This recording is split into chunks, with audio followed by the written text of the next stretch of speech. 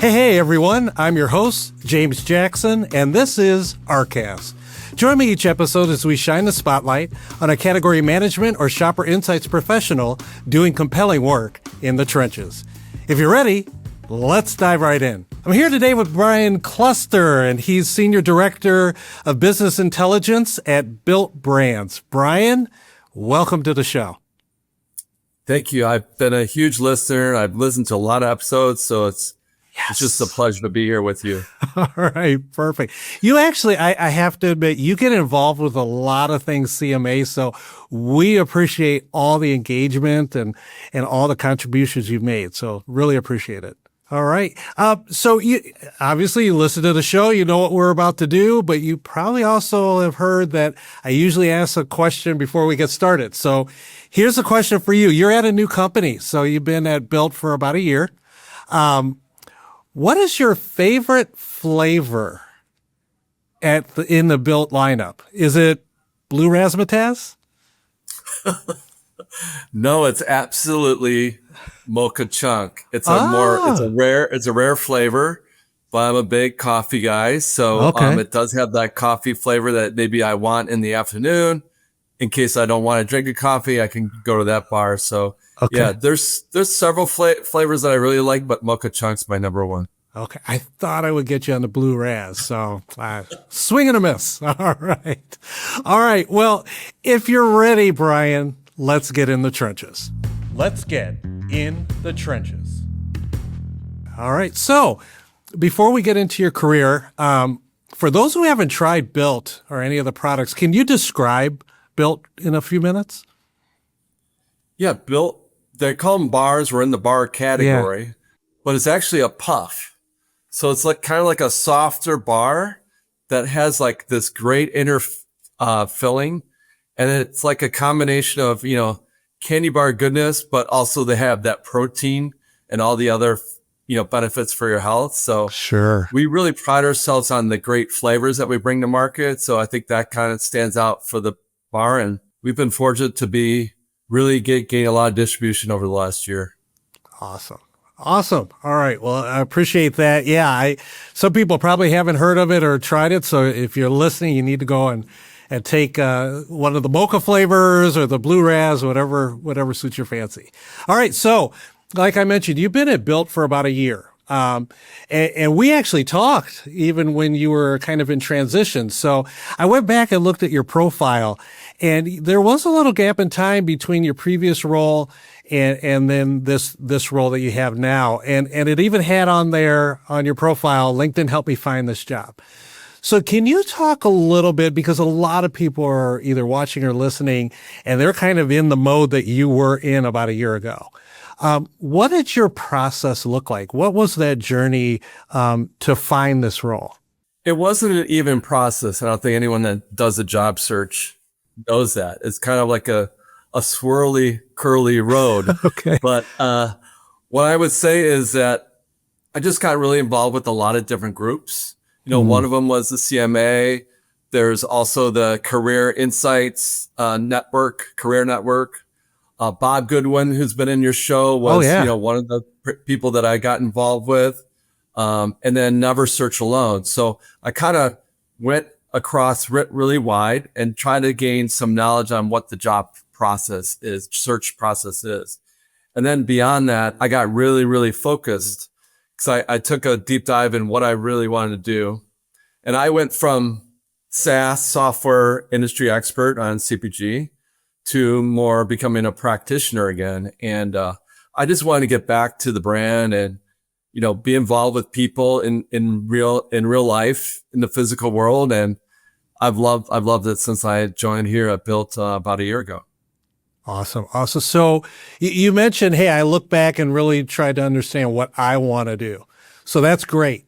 The other side is what companies are looking for. So, you hadn't been in the market, I think it was for about 5 years or so, but what were they looking for, and kind of how was the environment different maybe than you expected? Yeah, it was a tough environment. Anyone's out there right now knows there's a lot of ghosting, a lot of lack of response out there. So what I found out is that, I had so much experience and I needed to prove that I could solve problems. I did have the technical skills. I did have the background, but you need to demonstrate that you can solve a variety of problems to help a business grow or help a business kind of recover, whatever that situation is. And having that ability to collaborate with people, or show examples of different projects that you've done to build up businesses, I think those really broke through the noise. And just showing your skill set alone is really not enough. You need to actually show what you do versus just all the certifications and things that you've had along the way. Okay. Yeah. Interesting. So, and I maybe didn't touch on this part. You went through your process, or the twisty turvy road. There were probably some things that you're like, okay, I know I need to have an interview and do multiple interviews and things like that. But were there any surprises that you ran into, or maybe some disappointments that occurred that you could share with us? Yeah. The challenge, I guess, for a job search person, you don't know the agenda that everyone, what the hiring manager wants. You don't know who you're up against. So I probably went through 20 interviews. Wow. And 2 or 3 of those interviews, I thought I smashed it, and I thought I just killed it. And then you walk away a week later, oh, we decided to go a different direction. And you don't know what was missing. So that's when you have to do the deep dive on yourself. Okay, what could I have done differently? Maybe it wasn't a really good fit after all. Maybe I was stretching. So those are the things you just have to have, that self-awareness, and then maybe have a group of colleagues or something that you could bounce some ideas off and understand what that is. So then you can keep moving up the next time you get that opportunity. Sure. So what was the vibe with Bill?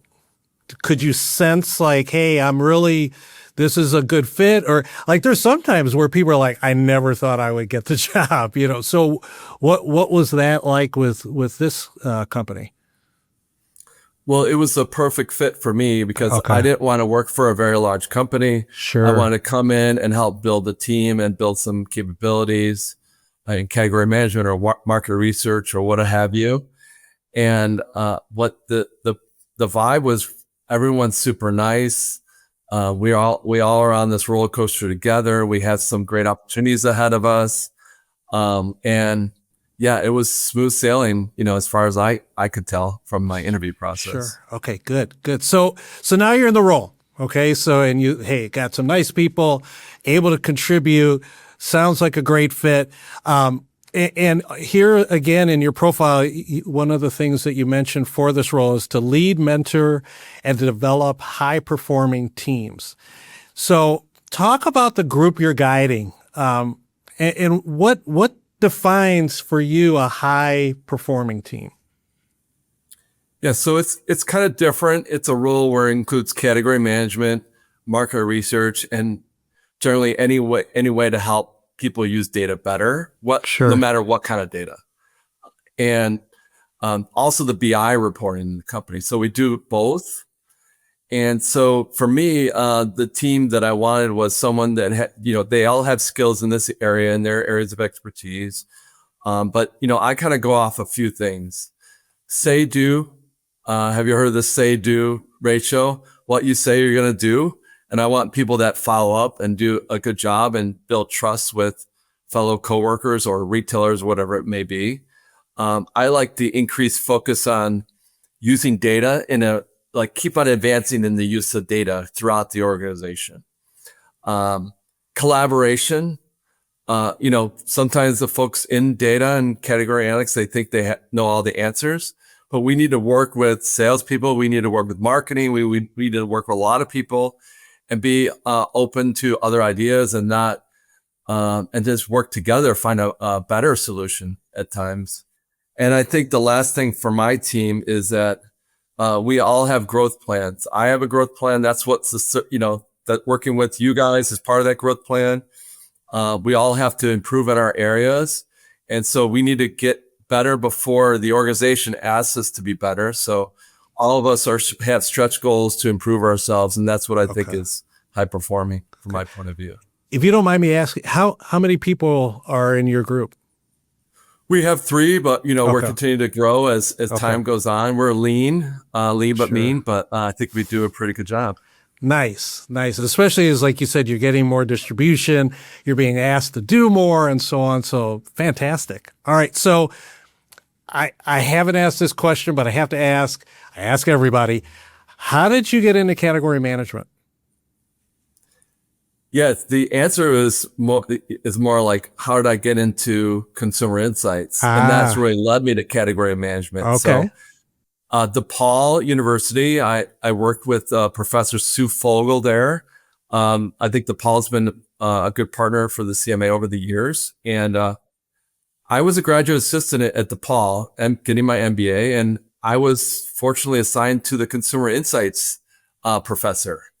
And so I get to look at all the different studies, get involved, maybe look through some documentation for her, do some research, work with students. So with all those kind of different research things going on, I just got the bug. And that led to me working at Damon Worldwide at Jewel in Melrose Park. And that was like my first stint in category management. So. Yeah. So you're at Jewel, you're with Damon, so private label brand, consulting, management, what have you. I also looked, you spent a lot of time at a solution provider or different solution providers, Nielsen and so on. Talk about the difference between like working for a third party or a solution provider and what you're doing now working for a brand. Well, it is different, but it depends on how you're sitting in these solution providers. Okay. I was on site a lot at Nielsen, so I got to see the retail side. So I was at Petco, I was at Stater Brothers, I was working with Office Max and different companies. But I think the difference is really when you're in a solution provider, you do your work. It's kind of like a segment of the process. So you might be step 2 to step 4. Understand the objectives and then deliver the insights, do the work and deliver the insights. But you don't see the execution phase or you don't see the brainstorming side of things in the beginning, the upfront. So with a brand that you're in there, every week, every day, you see the whole gamut of issues. You get a lot more different types of questions that may or may not be involved with syndicated data, more operational data. And I just feel like you get the full picture, but the benefits of working for a solution provider is that you get better at analytics. You find the best practices, and so there's positives and negatives of both approaches. Sure. But I think you've been in both situations too. I have, yeah, and so it is interesting. It was like you said, having the data point of view, but like I was at General Mills in-house. And so there it's like, hey, I need this answer or this study for this question. And then they kind of went off and did whatever versus, being in a brand where you see more of it. What are things, on the brand side that maybe you've been exposed to that you didn't really know that would be part of your role, or you just weren't aware that you would get involved in that area? Well, I think the big thing, it's a variety of things. Like our team's asked to do any types of analytics. So okay, how often is things maintained, or looking at different types of inventory. It's not related to the consumer research. It's just whatever needs to be. We need to gain better insight into those type of things, and that's where you stretch yourself because A to Z on the category management, maybe market research, but you have a whole nother alphabet you're going after on the operations side. So interesting. Okay, so I'm going to turn the tables a little bit here. And you had mentioned earlier, hey, when I was looking for a job, it was about what I could do and how I could really contribute. It wasn't necessarily about certifications and things like that. But you're doing your certification. And you've already completed. So can you talk about, you land a job or you're in the midst of getting a job, you've got a career, you've been in, your career for a while, but yet you go and you obtain your CPCA, you're looking, or you might already have completed your CPCM. I completed it last week. Yeah. Congratulations. And all of that, I mean, you pounded through that. So I'm trying to understand. I think it would be helpful for other people to understand, why would somebody like Brian go back and get certified? Yeah, I mean, I learned from one CEO one time, Scott Webb at Pilot, and he taught me a lot of great lessons. But it's important for, no matter what level you are in the organization, to be on the court and not only in the stands. So for me, part of it was, I felt like I knew this stuff, but I wanted to check myself as well to make sure that I really understood this. So I learned a lot through these CPCA and CPCMs that, I may have heard of, but I didn't really master it. So I feel like I've really gone up in certain areas of the certification. And then part of it is like, if I'm asking many other people to be certified, then why am I not certified? So you can't really stand and ask people to be certified when you're not willing to do it. Wow. So for me, it's like leading the proper way. Yeah. And that's why I got it this year. Yeah. No, and like I said, that is aggressive to be in a new job and do 2 in 1 year. So kudos to you. Does your team know that you're getting certified? Or yeah, have we all certified? work on it together. Okay. Yeah, we work on it together. We manage it together. And, 3 of us have been certified already, and someone else is starting the CPCM right now. So nice. We keep on going, keep on improving. I mean, that says something about you. I'm just assuming then that permeates throughout your leadership style. Like you said, I love the phrase, you be on the court and not just in the stands. But that'll probably be the title. But, to walk in their shoes, it says something, and obviously you'll get them to lean in more and do more because you're in the fight along with them. So that's fantastic. Are there any other things that you are doing with your team? And well, actually, you talked on the side about lunch and learns and things like that too. Yeah, we have a great program here that was, I was asked to do. That was started before I started, but we do a lunch and learn for our team here. So I lead various topics. A lot of them have been category management. Mm-hmm. So we talk, we'll do a whole lunch on distribution, a whole lunch on pricing analytics, a whole lunch on promotion. And then we did like the top 10 things that we learned from our certification. We've also we brought in other outside people, someone that's in charge of marketing. They talked about, how do you talk about marketing to a retailer, all these type of things. So it's important, that everyone's on a learning journey together. And it's just so easy just to kind of do the day-to-day, but you need to stretch yourself to say, okay, like, how can we bring more insights for everyone, and that's what the lunch learns for. Oh, that's fantastic. Last couple questions here, and this one's a new one for you. What is your team asking about, or what's on their mind today that they're concerned about, working on?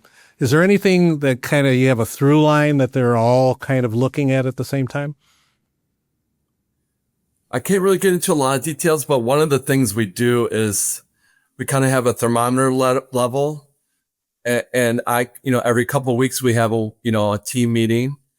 And the key thing is like, what are the obstacles that we're facing that preventing you from being like outstanding at your job? So we ask that quite often. And that's key because there could be some blockers or some things that are happening in the organization that, not everyone's aware of. And, we should try to encourage things to move smoothly, efficiently, without having these artificial blockers that happen sometimes in companies. So, I don't see a lot of concerns. I think it's more about like, how can we get better? And it's more of an internal challenge versus like concerns about anything. So interesting. I like that. Yeah, because we hear it a lot, like, oh my God, AI and all these other things. And so it's kind of refreshing. Hey, we know what we need to focus on. We know or we'll identify what will prevent us from getting to the goal, and let's try and figure out ways to remove it. So awesome.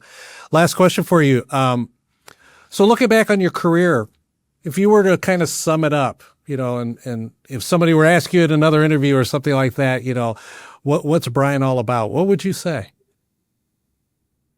Yeah. For me, I'm really just grateful for all the different people that have been in my life. A lot of managers I've been blessed to be, work with. And, from the automotive industry to SaaS software to brands, you learn different things from different people. And, sometimes I've been told like I'm an expert here and blah, blah, blah, blah, blah. But I kind of say, I'm standing on the shoulders of all the people that I've been able to work with over the years. And I didn't figure it out myself. I figured it out from the others. And, focus for me has been the consumer, like understanding that consumer. That's the end of the day. We can do a better job at that. That we can help our retailers, and then also working with people, because there's a lot of things under the glacial area where you don't know what's really going on. So you need to take time for people. Yeah. But so that's kind of how I'd sum up my career at this point. Awesome. All right. Well, you've been in the trenches for a little while. I'm going to let you just take a little breath. There you go. Come up for air. Finally, coming up for air. All right. Well, now just a couple more. This is more personal. If you could share a little bit about you, about family, great background behind you. So maybe where you live and just so people could get to know you better. Yeah. Grew up in Chicago, moved out to California, recently relocated to Salt Lake City. I love it here. I love the hikes. It's been outstanding. If anyone's out there that's going through Salt Lake City, I love to meet up and network with them. What drives me all the time, I have 3 wonderful daughters. 2 of them are partially starting their career and one's a little bit younger, but that's kind of my motivation. That's my North Star, focusing on them. And, so I love the industry, love to be part of things, and, try to make a difference every day. Awesome. Well, we have something in common. I have 3 daughters as well. So one left. The other 2 have moved out and they are in their careers. All right. So, last question for you on this episode. So many people are in your shoes or in the shoes that you were in over the past year. Can you give them a few words of advice, something that you might share as they're going through the process and kind of hitting those road bumps or questioning whether they'll find a role, and you have. So it'd be great to hear from you on your perspective. Thanks. It's been wonderful to be on this episode here. I would say 2 things. One is always be comfortable asking for help. When you're asking for help instead of asking for a job, you actually give the blessing of someone else to help you. And people, 9 times out of 10, people want to help. They want to help. So that's one. And then on the job search, I say the difference maker for me was Never Search Alone, the book, and the movement. I would highly recommend to anyone in the job search. It's an amazing new way of doing a job search. Not like, the parachute book, but it's the new parachute, book. So hopefully that will help someone out there. And, if someone wants to ask me to help them, I will do it. So if you see this episode, please reach out to me. I'm happy to help. All right. I know I said this is the last question, but you're leaving us in suspense. So first of all, talk about asking for help for just a minute. Where did you see that in your process, and what were the benefits of doing something like that? Well, I feel like everyone's behind their screens, right? And they're trying to figure things out by themselves. And you have AI at your fingertips, but AI does not tell you, how to make connections with real people. So you need to get beyond there's like first and second level connections. You need to get beyond that to the 6th or the 7th level. This is where you're going to find people. And the best way to find these people that are making these decisions or know of someone is to ask for help, even for people that you may even not know that well. Contact of a contact. So once you get good at asking for help, I think it's going to accelerate your job search. Okay. Thank you for that. I know I had said it was like the end, but you you had two things. So the first one about helping others. The second one, though, Brian, you mentioned Never Search Alone. Is that the name of the book? Never Search Alone. Yeah, it's been around for a couple of years. So can you talk a little bit about that? Because you mentioned that in comparison to your parachute. And so just for the listeners to get a flavor for what maybe some of the differences are. Yeah, the book that's been around forever is What Color is Your Parachute? And that's been a fantastic career search book. But Never Search Alone is a more focused book. And actually, if you buy the book, you can join a Slack channel and you get a group of 5 people that help you find a search for you. You kind of collaborate with them and you go through a 10-week program where you go through exercises to refine your approach, and you make yourself more fitting for the market based on feedback from your group as well as within the training program. So It's a fantastic book and program, and I highly recommend it to anyone. Wow. So Brian, we will end it there, but those last 2 nuggets were gold. So thank you for that. I mean, one of the reasons why we talked, I mean, we could have gone a bunch of different ways, but you definitely have walked in people's shoes. People that are in transition and concerned and dealing with a lot of things, and you've come out on top and are doing great.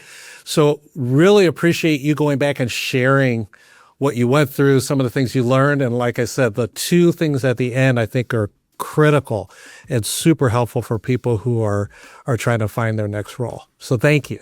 Thank you. I had a blast on this podcast. So thank you, Zach, and thank you, James. All right. Sounds good. All right. Well, you just listened to another amazing episode of ARCast. Please look forward to more interesting people like Brian in the weeks to come. And also, please don't forget to share ARCast with your colleagues. So if you have feedback, suggestions on topics, guest recommendations, if you want to appear on the show, just like Brian, please go to www.catman.global/ARCast. You just need to scroll down to the bottom. There is a form down there. It comes directly to me, and I will get back to you as soon as I can. All right, today's episode was produced by Zach Peterson and edited by Jake Nemi and is recorded at Studio Xerxes in Minnesota. Our theme music was brought to you by Bryant Lowry. And a special thanks to my friends at the Association of Retail and Consumer Professionals for their promotion and management. Well, that's it for today. I'm signing off. This is James Jackson, and we will see you on our next episode. Bye.